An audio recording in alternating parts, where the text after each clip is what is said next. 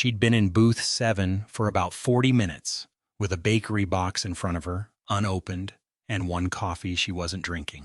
I noticed her because it was 11:15 on a Tuesday in November, and there were 4 people in the building, 2 of whom were me and Curtis. I noticed the box because it was tied with string, which the good bakery on Fenner does, and nobody else in that town bothers with. At about 11:30, she opened it, slid the lid off, looked at it for a second, and closed it again. I want to be clear that I did not make a decision. I was carrying a coffee pot past her table, and I had read the top of that box through the plastic window, and it said, in blue icing, "Happy birthday, Winnie." "Happy birthday," I said. She looked up and her whole face came apart. Not gently.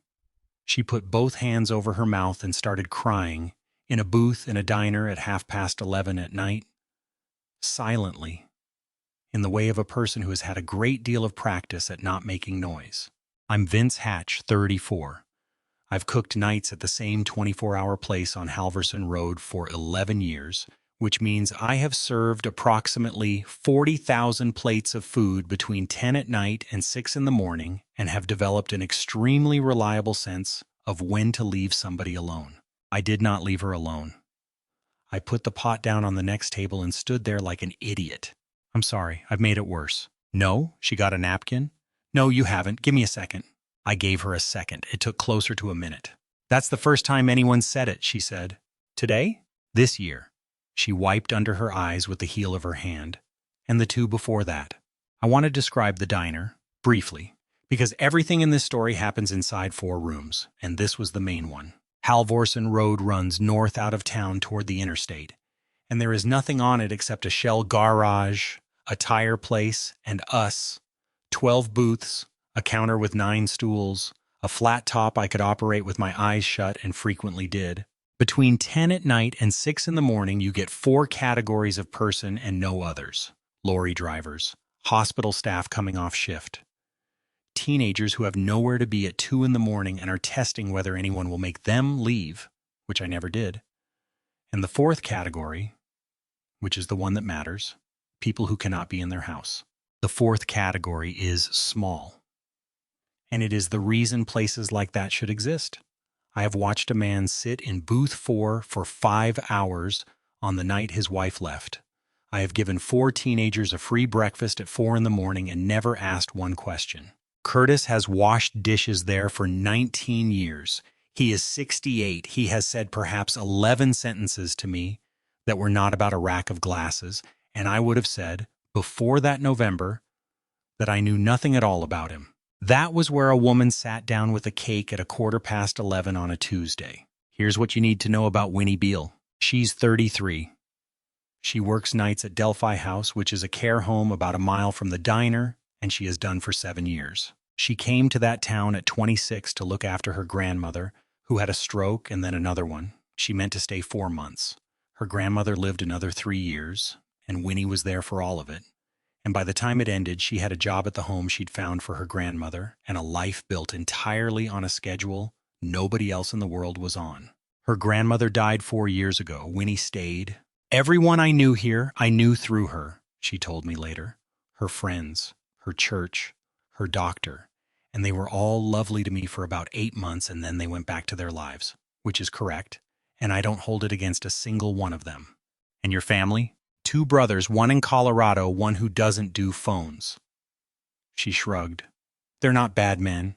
They're just men who assumed somebody was handling it, and somebody was. That's how a person ends up alone in a booth with a cake at 11:30. Not through catastrophe. Through 7 years of everybody reasonably assuming she was fine. I asked her that first night why she'd bought it. "Because I'm not going to be a woman who doesn't have a cake." She said it with more steel than I expected. That's it.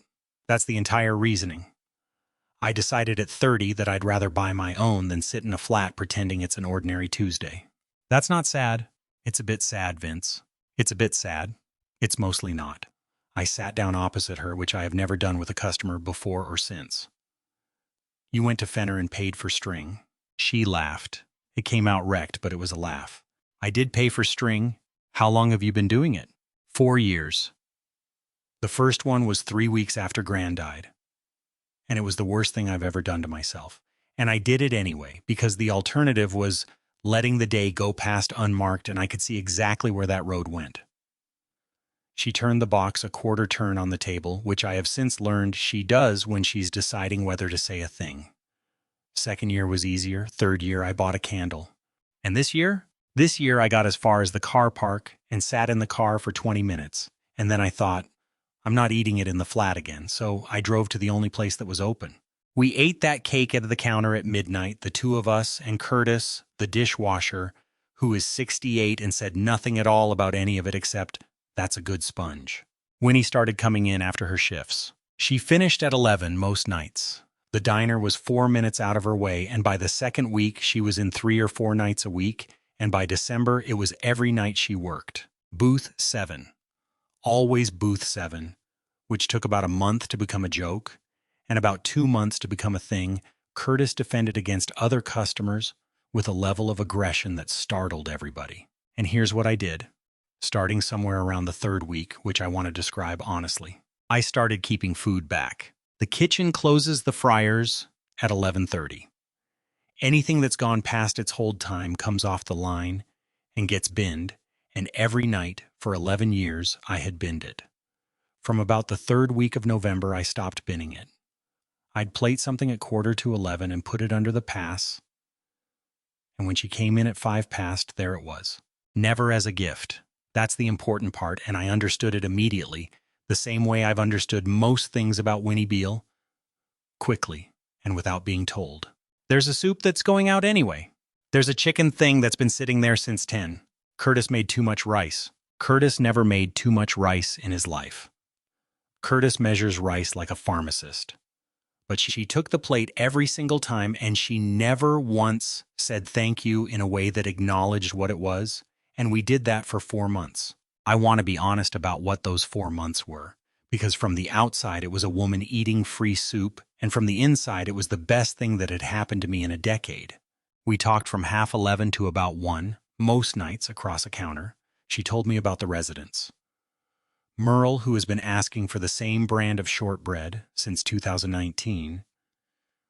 A woman called Char, who thinks Winnie is her daughter and who Winnie has never once corrected because there's no benefit to correcting her. Doesn't that cost you something? I asked. Being somebody else for 8 hours? Less than you'd think. Char's daughter died in 2004. She was stirring a coffee she wasn't drinking, which is a permanent feature of Winnie Beale.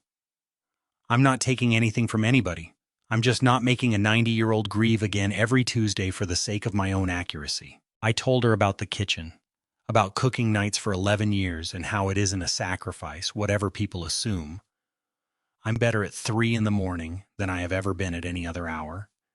And there's a competence available in an empty kitchen that I have never found anywhere else. So why does everyone talk about it like a problem? She asked. Because it eats everything else. I was scraping the flat top. You can't have a girlfriend on this shift. I've tried it 4 times. You can't go to a wedding, you can't do a Sunday, you can't be in a band or a league or a thing with a committee. I put the scraper down. You get very good at one narrow strip of the day and you slowly lose the ability to exist outside it. That's what I've got at Delphi. I know, that's why I said it.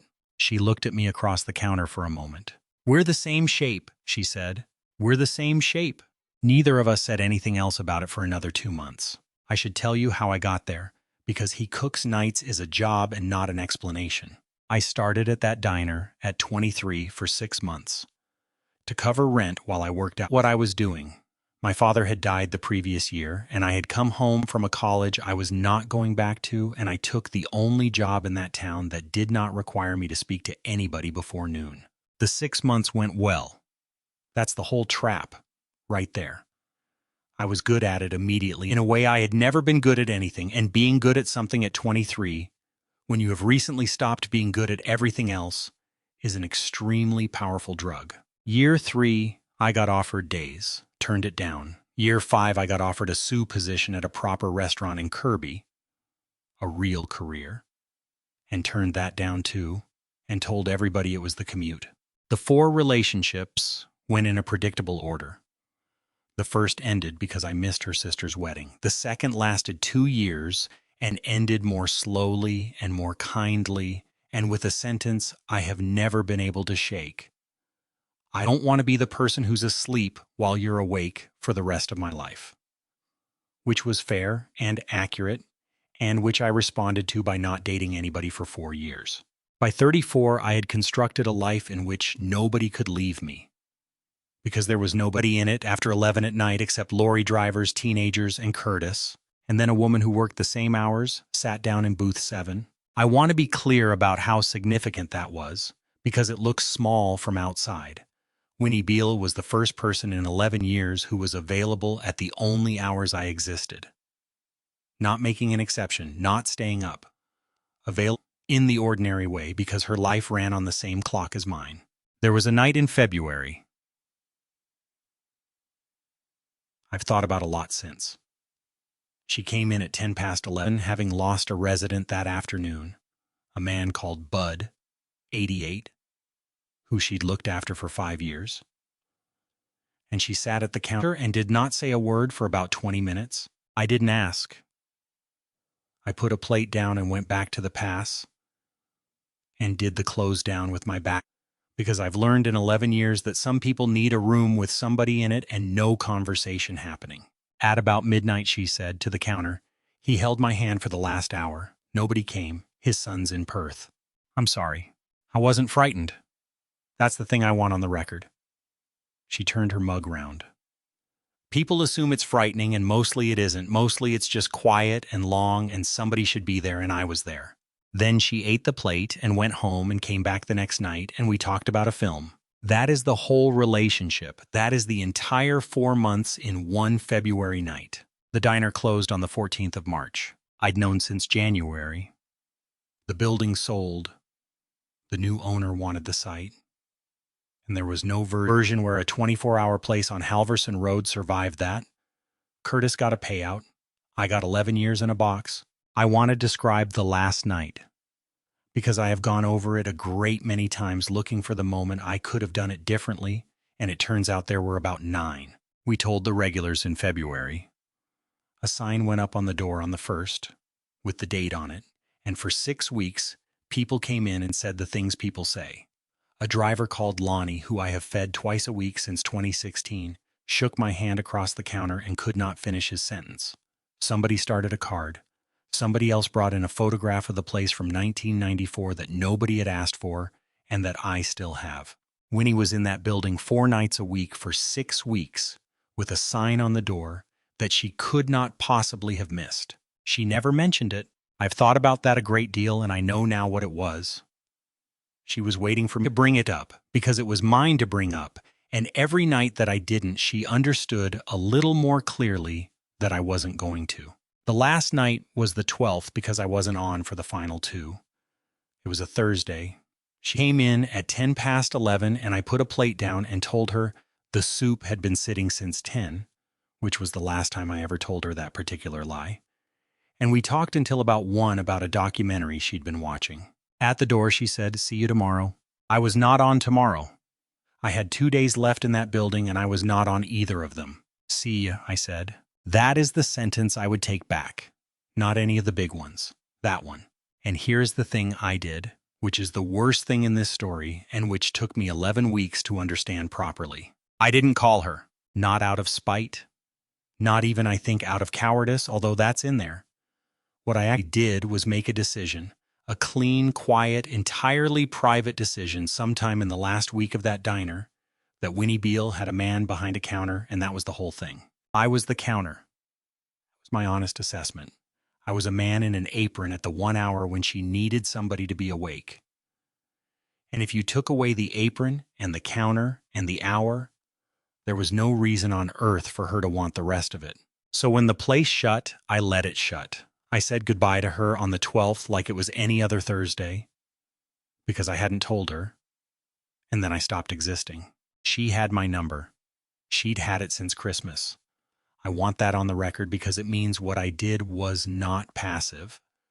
I sat in a flat for 11 weeks with a phone that worked, deciding on her behalf that she wouldn't want to hear from me. I want to describe those 11 weeks accurately because he didn't call undersells the effort involved. I got a job at a warehouse doing 4 to midnight, which is not cooking and which I was bad at. I slept badly at the wrong hours.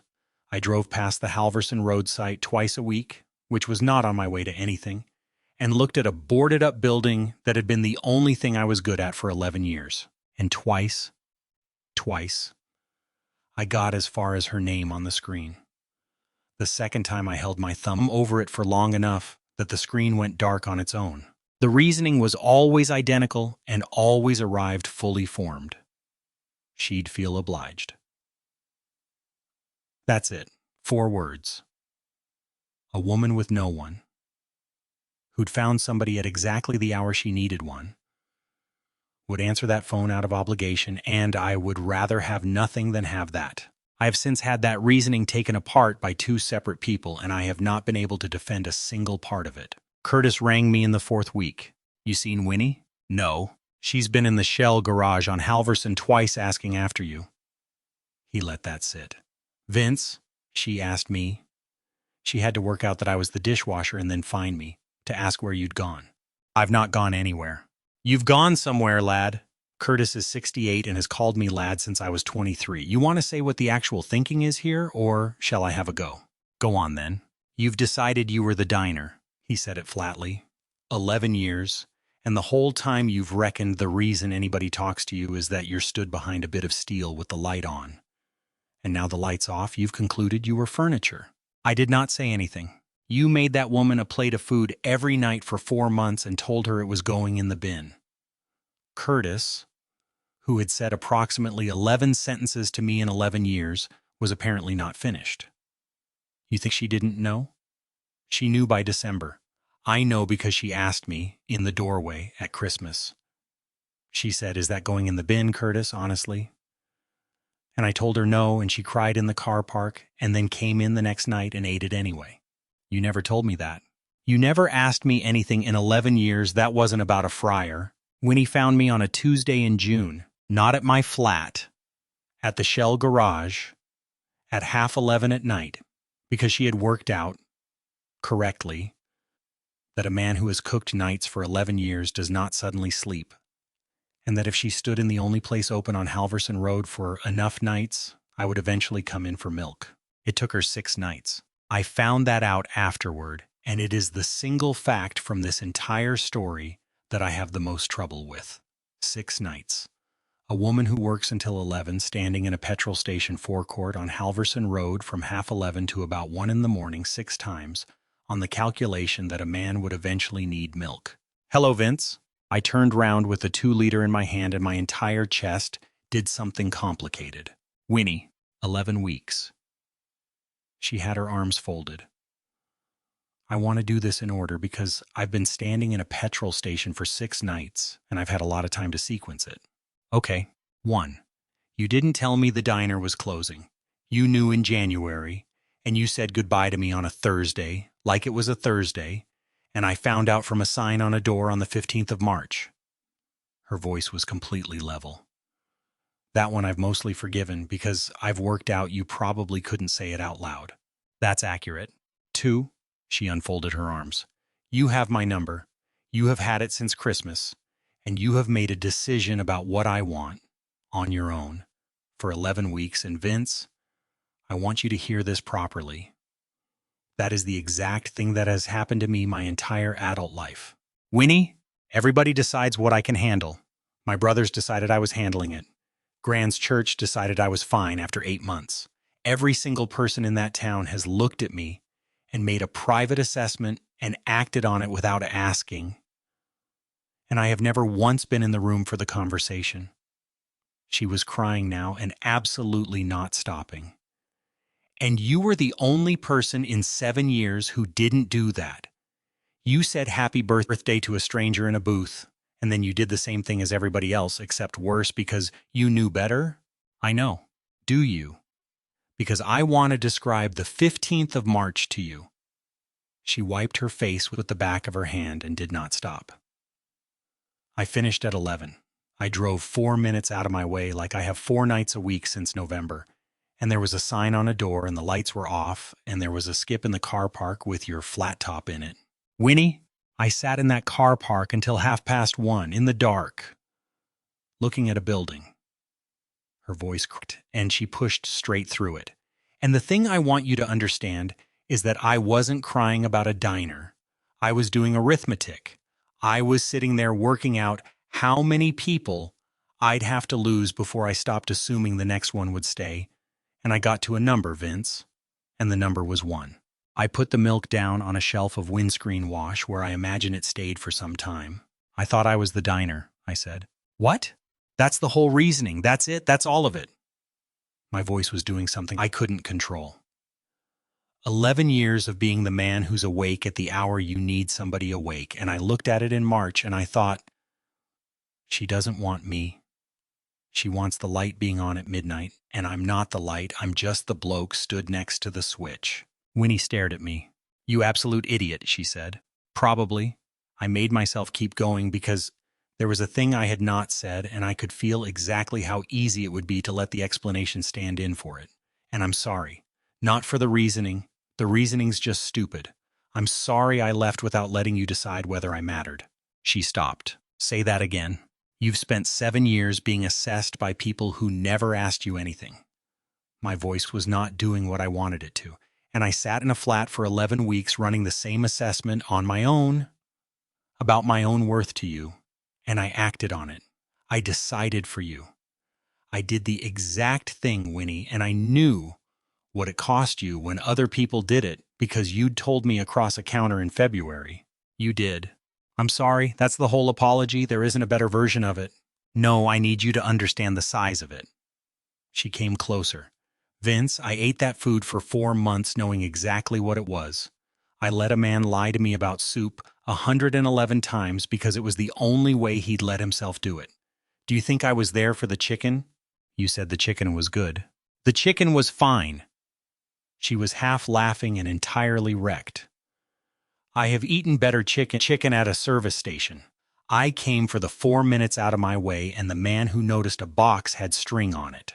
I want to describe what happened next accurately, because there was nothing careful about it, and I'd rather not pretend otherwise. We got as far as the second row of shelving and the automatic doors opening twice for nobody before the boy on the till coughed at some volume in a manner that suggested he had been building up to it. Sorry, Winnie said to the boy, without any evidence of sincerity. I'm going to need you to pay for the milk, he said. It's been on the Rain X for a while. Here's what Winnie had come to say. And she said it in the car park, and it is the actual turn of this story. Delphi House has a kitchen that produces the worst food I have ever eaten, she said.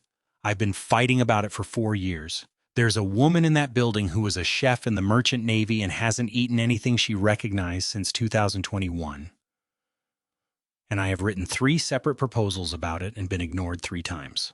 Winnie, the 4th one went in at the end of January, and it got approved on the 2nd of May. She had her keys in her hand and her chin up. There's a budget. It's not a big budget. It's a proper kitchen roll, days, with a food budget attached and full control of the menu. And I want to be clear that I did not build it for you. I built it in January, when you were still at the diner, and I had no idea it was closing. You wrote it in January. I wrote it 4 times over 4 years. She held my eyes.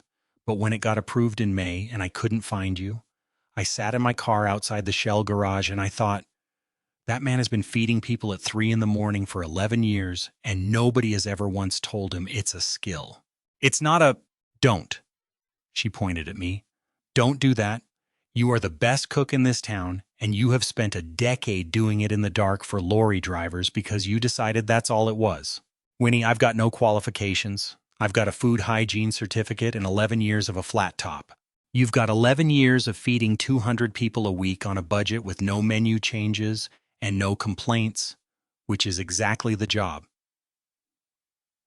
She said it flatly, and I want to say the next part properly because it's the part I've been rehearsing for 6 nights. Go on. I am not offering you a rescue. I want that clear. There are 4 other applicants, and one of them is a woman from a hotel in Kirby with a diploma. And if you're rubbish at the interview, you will not get it, and I will not do a single thing about that. She put her keys in her pocket. I'm removing myself from the panel. in writing tomorrow, because if you get this job, I need you to have got it. And if I'm in that room for 1 minute of it, you'll spend 3 years wondering. I stood in that car park and looked at a woman who had thought that all the way through. That's the most respectful thing anybody's ever done for me, I said. It's the bare minimum, Vince. That's what I keep trying to tell you. She got the car door open. The bare minimum is that people ask you first and then let you do it yourself. That's it. That's the whole standard. And neither of us has had it applied to us in about 7 years. I got the job. I want to be clear about the process because it matters. I applied, along with 4 other people, and I was interviewed by a panel of 3 that did not include Winnie Beale, who removed herself from it in writing before the shortlist and has the email. The woman from the hotel in Kirby was, by all accounts, excellent. She got a better offer in Harrison 2 days before the decision and withdrew, which I found out about 11 months later from a woman on the panel, and which I have decided to think about as little as possible. I started at Delphi House in the August. Days. I want to sit with that word for a second. Days after 11 years. It took me about 4 months to sleep properly and about 6 to stop waking at 3 in the morning with the absolute conviction that I'd left a fryer on. The first month was humbling in a way I had not anticipated. I had spent 11 years cooking for people who wanted the food to be hot, fast, and enormous. And I walked into a kitchen where the actual brief was soft enough for a woman with no back teeth, hot enough to still be hot after a trolley journey, and this is the one nobody tells you: recognizable.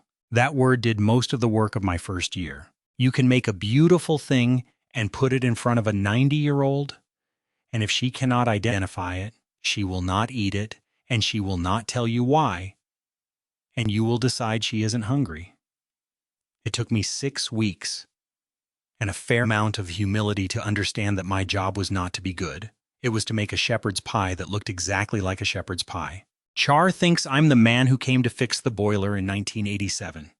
She tells me this every single day and has never once eaten anything I've cooked without saying, well, that's a bit of all right, and I have decided that between us that constitutes a working relationship. Merle got his shortbread, that brand. It's in the budget. I put it in the budget. The woman who was a chef in the Merchant Navy is called Ansel, and she is 91, and she came into my kitchen in the second week, uninvited, and stood there for 11 minutes watching me break down a chicken. Then she said, "You're doing the leg wrong." I was doing the leg wrong. She showed me. I have done it her way for 3 years. She comes in most days now. She sits on a stool by the door, which required a risk assessment, which Winnie wrote, and she watches, and about once a fortnight she says something that changes how I do a thing permanently. Her family visit at Christmas. That's it. That's the whole visiting schedule. And I want to be clear, I'm not saying that to condemn anybody. But she has 40 years of a working life in her hands, and nobody had asked her a question about it since 2018. And now somebody asks her for a week, and her daughter said to Winnie last Christmas that she hadn't seen her mother like that in a decade. That's the job. That's what the job actually is. It took me 11 years behind a counter and a woman with a cake to find out. Winnie's birthday came round in the November. I want to tell you what I did because I got it slightly wrong, and the wrongness is the point. I bought a cake. Obviously, I bought a cake from Fenner with the string because there was never going to be another option. And I put it on her kitchen table, and she looked at it, and I watched something cross her face that was not what I'd been hoping for. "Vince." "What?" "I bought myself one." She opened the fridge. There it was. Same bakery, same string. We stood in that kitchen with 2 identical cakes, and I understood, about 4 seconds before she said it, exactly what I'd done. "I'm not going to stop buying my own," she said. "I want to be really clear about that, and I need you to not be hurt by it." "I'm not hurt by it." "You look a bit hurt by it." "I'm processing it." I put mine down next to hers. "Say the rest." "I bought my own cake for 4 years because I decided that being alone was not going to mean going without." She had her hand flat on the box. "That wasn't sad, Vince. That was the single most self-respecting thing I have ever done, and it got me through some genuinely bad Novembers. I'm not handing that in because a man showed up." "You shouldn't." "No, I shouldn't." She looked up. "But I'd quite like there to be 2. So there are 2 every year. 2 cakes from the same bakery, both with string, one of which she buys herself on the morning of, and one of which I buy on the way home. And we eat both because we are not maniacs, and they are small cakes. The rule, which she made and which I did not argue with, is that neither of us is allowed to buy the others. She goes to Fenner in the morning and buys hers. I go on the way home from Delphi and buy hers as well. 2 women behind that counter now know exactly what is going on and have never once said anything, and one of them started, in the 3rd year, boxing them slightly differently so we can tell them apart. We've done it 4 times now. There's a photograph of the 2nd year on the fridge, 2 boxes on a table, both open, which people find baffling and which we have both declined to explain to anybody at all. The 3rd year we were in a different house, and the 4th year Curtis was there because Curtis comes to things now, having decided at 68 that 11 sentences over 11 years was probably enough and that he'd have a go at more. He brought a card. He'd signed it from the dishwasher, which I did not find as funny as everybody else did. There's a thing I should say before I finish because I've been circling it. The reason I said happy birthday that night was not kindness. I want to be accurate about that because I have had 4 years of people telling me it was a lovely thing to do, and it wasn't particularly. I said it because I read the box and because it was 11:15 on a Tuesday in November and there was nobody else in that building, and because 11 years of nights had taught me one single thing, which is that at that hour, you can either say the small, obvious thing to the person in front of you, or you can decide it's not your business. I decided it wasn't my business roughly 40,000 times. That night I didn't. That's the whole story. That is the entire difference between the life I had and the life I've got. And it was 2 words, and I nearly kept walking. The last one had a candle in it. Hers, not mine. She lit it herself and looked at me across the table and said, "Say it. Happy birthday, Winnie." She did not cry that time, but it took her a second. Have you ever been the only person marking your own birthday? Tell me your story in the comments. If you like this one, leave a like, subscribe, and I'll see you in the next video.